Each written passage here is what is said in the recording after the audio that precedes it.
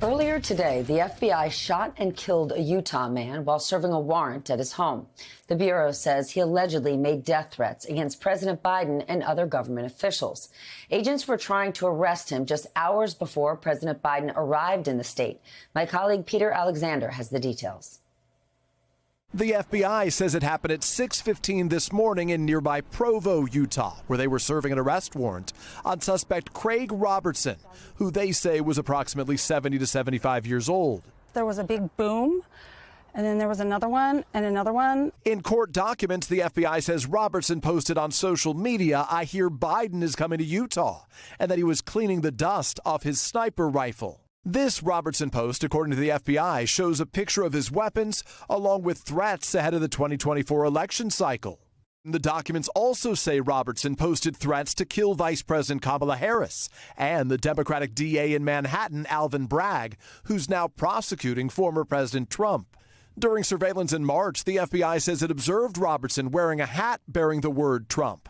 And when agents attempted to speak with him, Robertson replied, "I said it was a dream," adding, "Don't return without a warrant."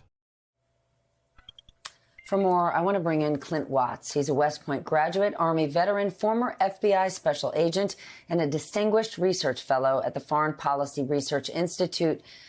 Clint, this is scary. People say offensive things about leaders every day. What do you think happened here that made the FBI feel like they had to move?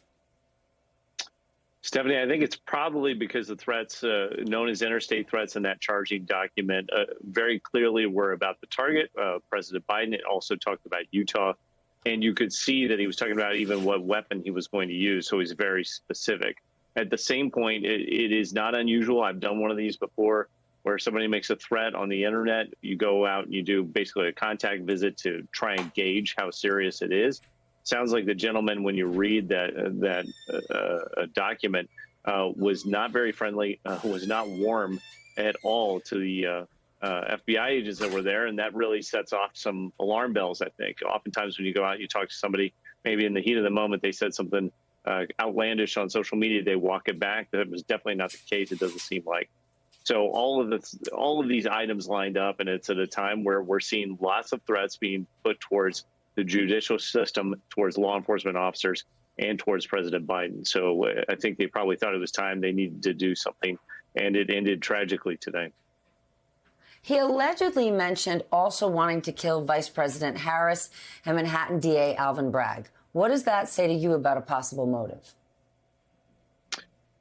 Stephanie, this is so on track with what we talked about last week. You had asked about, should we worry about mobilizations around court cases? And really, the one to worry about is what the targets are going to be, because they've been spoken about so aggressively in terms of social media and news conferences by the former president. You know what the targets are going to be. You just don't know who the assailants will be. And I think that's where social media gives you lots of clues, and you have to follow up on it. And I have to say the FBI, remarkable work by them to even detect these sorts of things, because there are thousands, if not tens of thousands of threats all the time. It also seems like they may have gotten a tip from a social media company that really put them onto this in the beginning. So it's a really good demonstration of public-private partnerships that we didn't see, if you remember, 10 to 12 years ago in the ISIS era. I think the key point of this is every time leaders speak violent words, you're going to see more violence over time the more frequently people are targeted and demonized in their speech. Do we have to just get used to it? I mean, just even think in the last week, all the heated rhetoric only getting hotter directed towards officials at the special counsel's office.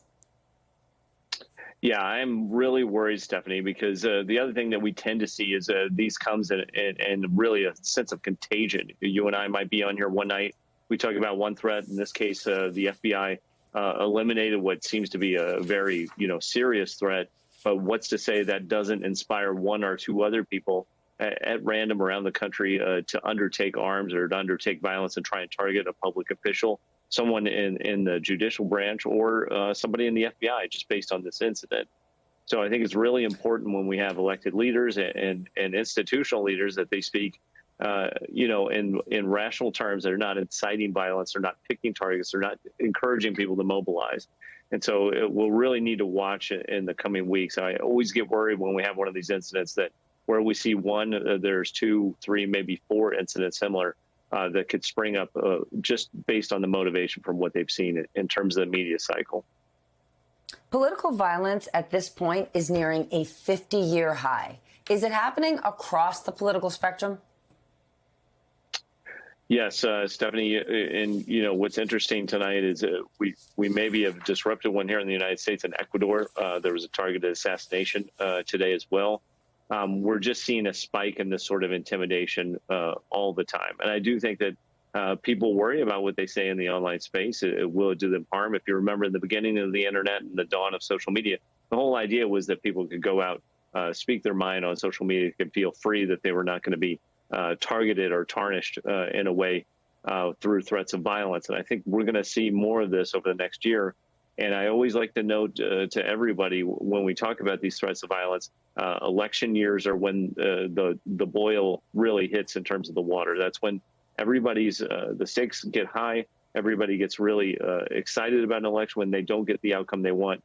If you have candidates or elected leaders talking about inflicting violence or that violence should be there, that stochastic terrorism, that mediated terrorism, where the target is known, well, you just have to keep looking for the assailants. And if the capacity is too much, think back to January 6th, the FBI can do a lot, but if it mobilizes to that sort of a level, it's very difficult to contain or even disrupt.